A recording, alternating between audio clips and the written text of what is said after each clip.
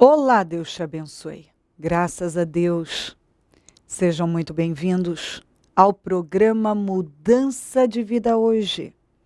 Muito obrigada por estar aí. Que Deus abençoe muitíssimo a sua vida e a toda a sua família também. Olha o que diz aqui em Jonas 1, no 3. Eu vou ler o 4 também. Mas Jonas fugiu da presença do Senhor. Dirigindo-se para Tarsis, desceu à cidade de Jope, onde encontrou um navio que se destinava àquele porto. Depois de pagar a passagem, embarcou para Tarsis para fugir do Senhor. O Senhor, porém, fez soprar um forte vento sobre o mar e caiu uma tempestade tão violenta que o barco ameaçava arrebentar-se. Deus mandou que Jonas, que era um profeta, um hebreu, patriota, fosse para Nínive. Os ninivitas pertenciam aos assírios, um inimigo poderoso e desprezado por Israel. E ele, por saber o quanto tinham feito mal a Israel, não queria ir pregar arrependimento lá, porque, conhecendo o amor de Deus, pensou, se eles se arrependerem, Deus vai perdoá-los. E Deus queria mostrar a Jonas e a todas as demais gerações que o seu amor excede raça, nacionalidade, cor, tudo. Até um inimigo de Israel, até para um inimigo de Israel, Deus estava dando a oportunidade de se arrependerem e se voltarem para Ele. Isso é maravilhoso. Porque Deus ama todos, independente da classe social, cor, raça, sei lá. O amor de Deus, ele é imenso e ele derrama sobre as vidas. E o Jonas, mesmo sendo um sujeito conhecedor da palavra, conhecia Deus, numa loucura achou que podia fugir da vontade de Deus. Comprou uma passagem e foi para o lugar, para o oposto daquilo que Deus havia mandado ele fazer. Deus mandou ele para Nínive e ele foi para Tarsis. E aquilo ocasionou o quê? Que ele atraiu para a vida dele uma tempestade violenta. Ele passou por circunstâncias terríveis, desagradáveis. Porque ele achou que podia tomar um rumo errado e Deus talvez mudasse de ideia, deixasse passar. Mas Deus não ia deixar passar. O livro de Jonas é centralizado na obediência. Tanto em relação ao próprio profeta, como em relação aos ninivitas. Todo o livro é centralizado na obediência. Quando Jonas desobedeceu, ele atraiu para a vida dele problemas que ele não precisava ter passado, ter vivido. Como os ninivitas, quando se arrependeram, atraíram para eles a bênção de Deus, o perdão do Senhor. E o Jonas também, depois de se arrepender daquela loucura, teve uma segunda chance, porém teve que fazer o que Deus mandou ele fazer, da primeira vez. Ele teve que voltar e fazer. E foi um sucesso o trabalho dele. E ele poderia ter evitado todo aquele sofrimento que ele passou. Ele passou por muito sofrimento. Foi jogado num mar violento, foi engolido por um grande peixe, passou 3 dias e 3 noites no ventre desse peixe, viu a morte. por causa da desobediência. Entendeu? Tudo por causa da desobediência. Ele pagou a passagem para o sofrimento. Quantas pessoas que têm pagado caro para sofrer? Quantas pessoas que hoje estão com um problema sem solução, uma tempestade. Está vivendo uma violenta tempestade. E essa tempestade aqui que o Jonas viveu, era espiritual. Era totalmente espiritual. Tanto é que quando eles jogaram o Jonas ao mar, e para que Deus tratasse com ele sozinho, a tempestade cessou. Aquela tempestade era espiritual.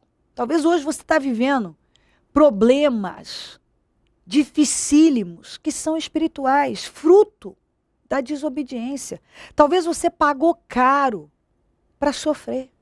Tem pagado caro para sofrer. Porque Deus deu a você uma direção e você tomou outra. Deus falou algo com você e você não quis. Por que ele não quis ir pregar e fazer o que Deus mandou ele fazer? Pregar arrependimento aos ninivitas? Porque ele tinha um sentimento contra os ninivitas. E quantas pessoas que desobedecem a Deus por sentimento mesmo? Eu não estou sentindo vontade de fazer isso. Eu não sinto vontade de fazer isso.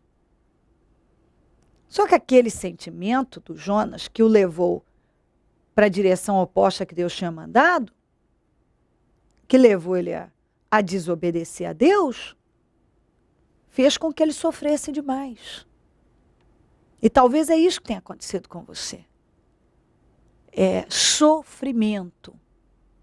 Se formou aí como diz aqui, começou a sofrer um forte vento, uma tempestade tão violenta.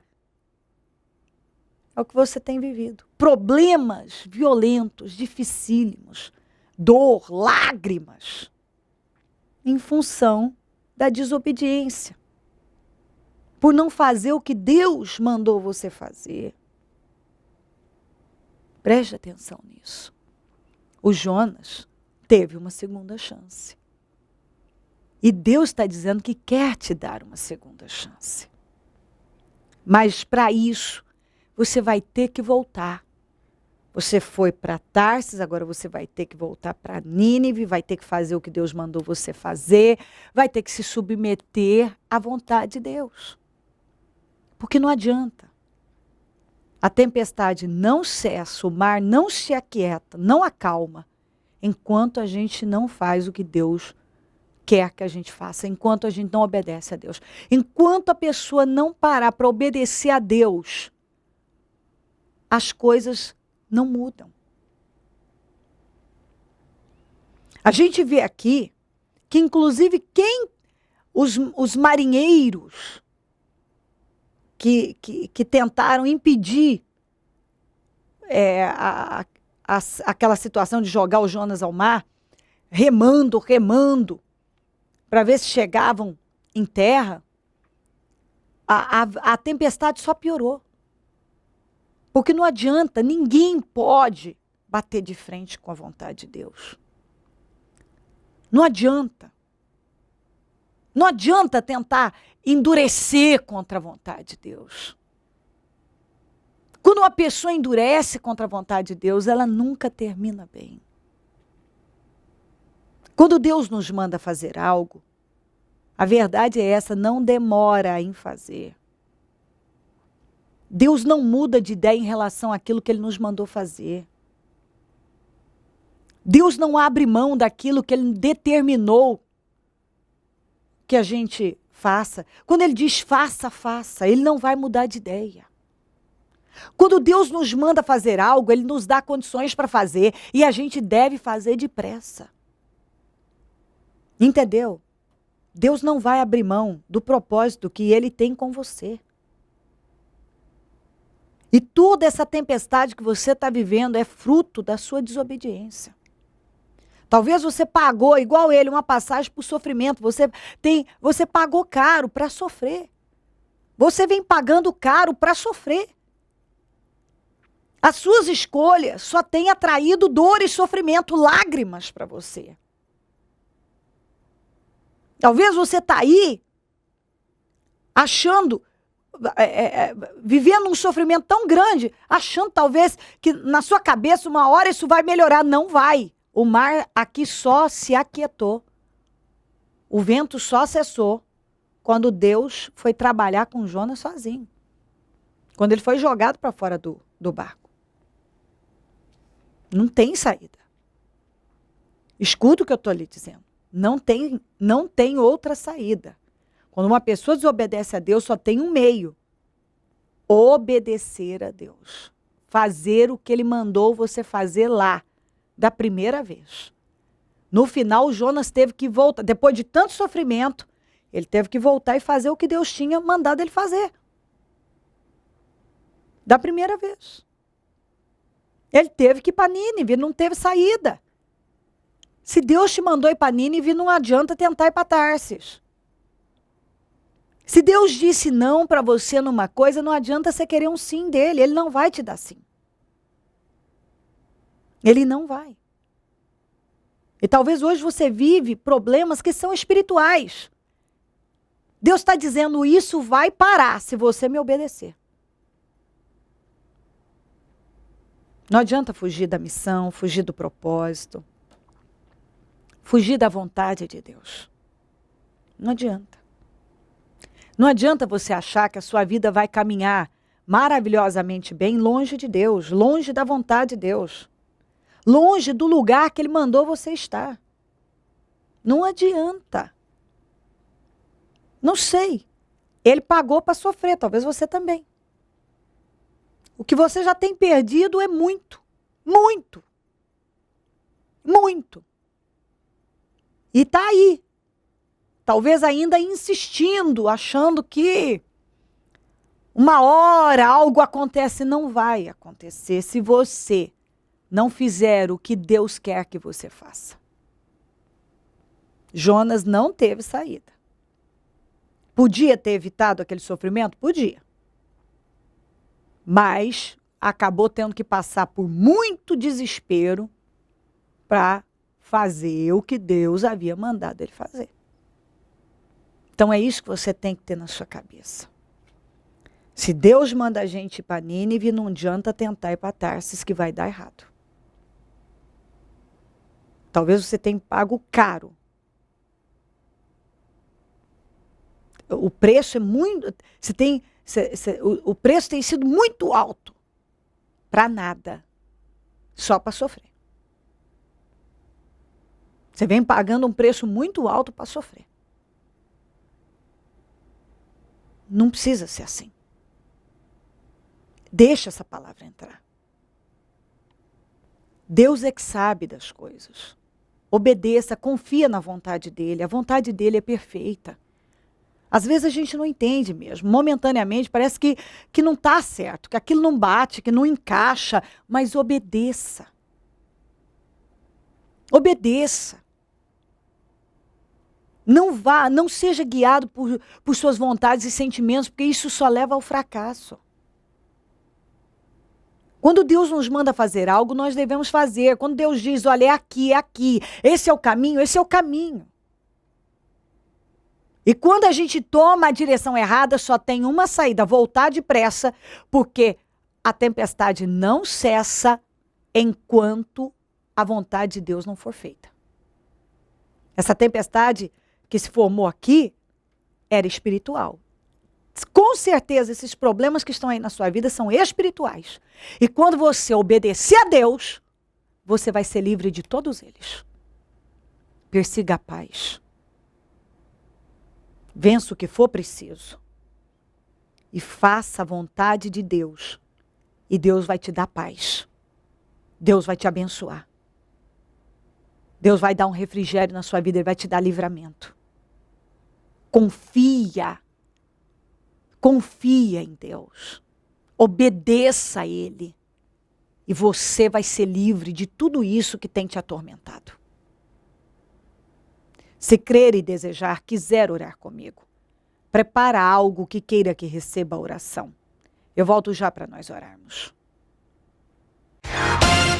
Marcelo, resumindo a história, olha que história bonita também. Resumindo a história, como é que você chegou no ministério? Bom, bispo, o motivo hoje até em virtude disso. Eu cheguei desempregado, o nome difamado, caluniado. Fui fazendo entrevista, um currículo pesado para quando eu cheguei em Rio Preto. Todo mundo da qual me conhecia falava, poxa, não vai ficar desempregado nem 2, 3 dias. Quando eu saí de São Paulo, aí vim para Rio Preto e fiquei 8 meses desempregado. Tive que vender uns imóveis, que o senhor sabe, e passando dificuldade. Eu e a Vanessa, a gente chegou a passar necessidade mesmo. Morava num lugar muito bacana, mas não tínhamos o que comer, e quando comia na casa dos parentes de favor, ele chegou a ponto de, na época, não ter nem sabonete em casa, né? Mas aí eu vim, mergulhei para a igreja, comecei a buscar Deus de uma maneira totalmente diferente, porque eu falo que lá eu dormia como um burro e acordava como um jegue, né? Nem orava, não... Entendeu ou não? Ele dormia como um burro e acordava como um jegue. Então, ganhava-se muito. Eu falei para o senhor, até tem um informe de rendimento. Meu último informe de rendimento na outra empresa, que foi 2007, veio R$ 172 mil, mas também não dava para nada. Era cheque especial direto. E a Vanessa falava, poxa, a gente ganha tanto, ajuda tanta gente e não está dando para nada para a gente. E passamos por essas dificuldades. E o mais difícil de tudo isso é ter o nome caluniado, ter o nome difamado, uma coisa que a gente não fez, entendeu? Trabalhei 10 anos numa empresa, nunca perdi uma cota sequer, trabalhava mais para a pessoa que estava acima de mim do que para a própria empresa, porque a empresa é composta de pessoas, senão não tem por que existir, o resto tudo, sabe, calvenaria, tudo. E aí, poxa, cheguei e fui buscando, né, e Deus foi prosperando, fui fazendo votos, desafios com Deus, e Deus foi me entregando, abriu uma porta de emprego excelente, que na época, eu lembro que abriu a que eu estou hoje, que é muito abençoada, e outra, que eu vim até tomar uma decisão com o senhor, e na hora o senhor chegou para mim, foi muito sábio, e falou assim, Marcelo, eu não vou falar nem para pregar essa nem aquela, porque a outra é para ganhar bem mais. Só que eu ia embora daqui de Rio Preto para São Paulo e poderia se afastar de Deus. E o senhor falou para mim assim, faz aquilo que não te afasta de Deus. Lembra como você chegou na igreja e aquilo que te afastar menos de Deus é que você vai pegar. E eu peguei, surgiram várias oportunidades e até hoje essas oportunidades que surgiam, se eu tivesse entrado, não teria permanecido. E nessa que eu estou, foi uma porta que foi aberta por Deus e assim, só Ele que pode fechar. Então, vem crescendo em ascensão. Esse ano, o senhor sabe que foi dureza para mim, né? Das bravas, porque comecei já o ano quebrado, com o tornozelo quebrado. Aí depois, em 48 dias, teve 3 mortes na família, sendo a última da minha mãe. Deus vem confortando, vem dando muita força, e muitas pessoas chegam para mim e falam, poxa, Marcelo, você está levando de uma maneira diferente, está passando de uma maneira assim, parece que você não está sentindo tanto. Eu falo, não é que eu não estou sentindo tanto, que nas orações a gente vem pedindo para Deus confortar, né? E a gente sabe que acabou aqui, mas também está em outra, né, situação bem melhor do que a gente estava. E o senhor sabe que quando eu recebi a notícia, eu estava em Presidente Prudente, e foi 3 horas da manhã. Eu estava conversando com um amigo psicólogo esses dias, e falou assim para mim, pô, você foi doido fazer isso. Mas não é. Orei, tua mãe morreu, meu irmão ligou e falou, a mãe morreu. Eu peguei, ajoelhei, fiz oração, abri a Bíblia, li um versículo e falei para Deus, Deus, eu não sei qual é o propósito que o Senhor quer na minha vida, o que o Senhor está querendo com essas mortes, tudo de uma vez, e um ano tão difícil como que está. Mas se a intenção, de repente, é provar, para ver se a gente vai te abandonar, isso não vai acontecer. E vim de carro de Presidente Prudente para cá, e ainda cheguei que fui cuidar toda a parte do funeral, que o senhor sabe. Mas, bispo, assim, passando essa parte que foi de lutas, tudo, né, tem a parte boa, que minha mãe morreu no dia 22 de maio. Eu ia para um processo seletivo no dia 23, e eu tinha aberto um jejum de 24 horas, o senhor estava ciente. E aí eu peguei, ainda perguntei para o senhor no velório, falei, bispo, eu estou em jejum, e eu não tocou meu coração para mim não fechar, eu não vou fechar. Né? Só que não deu para ir para o processo também, porque a mãe enterrou num dia, no outro não dava. Aí passou-se uma semana, a gente fez o processo por telefone e tudo, e não fui escolhido para aquele processo, mas esse processo que eu entrei, abriu uns horizontes dentro da empresa, da onde eu fui pegando reconhecimentos que eu nunca imaginava. Então, a perspectiva é que ia acontecer coisas bem melhores do que aquilo que eu estava projetando no momento. Agora, o que aconteceu essa semana, bispo? Igual eu falei para o senhor, eu cheguei caluniado, difamado. E o senhor sempre falava aqui que a gente tem que procurar os nossos direitos, né? E, poxa, a gente tem um nome a zelar, tem uma imagem no mercado a zelar, e a gente tem que cuidar desse nome. E, então, procurei a justiça, entrei e mover uns danos morais contra a pessoa, porque se ela falou que eu não tinha caráter, né, que eu tinha sido desligado por caráter, então que provasse. E em primeira instância eu ganhei, foi para a segunda eu ganhei, aí moveram um recurso de agravo, o juiz não aceitou, aí moveram um agravo de instrução agora para o TST, que seria a última instância. Quando foi agora dia 19, chegou por decisão, por unanimidade, deu favorável a mim novamente. Então, assim, Deus tirou lá do pó, fez justiça, está colocando lá em cima, exaltando o nome. A pessoa que falou que eu não tinha caráter, hoje teve que doer no bolso dela, para poder ver que o Marcelo tinha caráter, sim, que o Marcelo não era aquilo que ela estava falando, porque o que ela tinha falado era, vou acabar com a vida dele. Não vai acabar com a vida dele, porque eu estou debaixo da proteção das asas de Deus, né, do Altíssimo. Então, ninguém vai nos prejudicar, porque agindo Deus na nossa vida, não há quem possa impedir. Então, bispo, só tenho que agradecer por tudo mesmo, Jesus está exaltando a gente dessa forma. Então, tudo aquilo que foi pontuado de forma negativa contra mim, chegou lá, foi desmentido. Então, assim, para a honra e glória do Senhor Jesus, tem que... Justiça feita. Muito. Olha, tem que agradecer a Deus demais. Eu falei que a hora que saísse em terceira instância, que fosse dada a causa como ganho, eu ia vir aqui testemunhar, porque tudo é feito para a honra e glória do Senhor Jesus. Foi agora, dia 19. Dia 19. Aconteceu isso aí na quinta-feira. Né? Então, na hora, a Vanessa falou assim, nossa, você está transbordando de alegria. Eu falei, estou, porque eu acabei de receber essa notícia, a hora que eu abro o e-mail da empresa, recebi outra, só que essa aí vai ser ficar para o ano que vem, no início. Tá? Eu falei, Vanessa, mas veio tudo em cima na hora, assim, do jeito que a gente queria. Para finalizar o ano com chave de ouro. Justamente, um ano que era um ano difícil, porque se a gente for parar para analisar, foi muitas lutas, mas Deus veio honrando, Deus vem nos colocando por cima e não por baixo, a cada dia mais. Momento da oração. Ó Deus de Israel, o Senhor fala com essa pessoa com muito amor. O Senhor tem visto a dor dela, o sofrimento dela, o tamanho das perdas, as lágrimas derramadas, tantos problemas. A vida dela é viver para acudir um problema. Quando acha que algo está melhorando, lá vem mais problemas. É uma coisa que surge de cá ou tá de lá. Nada tem dado certo. São perdas, amarrações absurdas, fracassos. Tantas coisas que ela às vezes se assusta e pensa, meu Deus, são problemas demais. O que eu faço? O Senhor está falando, me obedeça. Volta. Faça o que eu espero de você, me obedeça. E essa tempestade vai cessar. Faça a minha vontade e eu vou te abençoar. Me obedeça.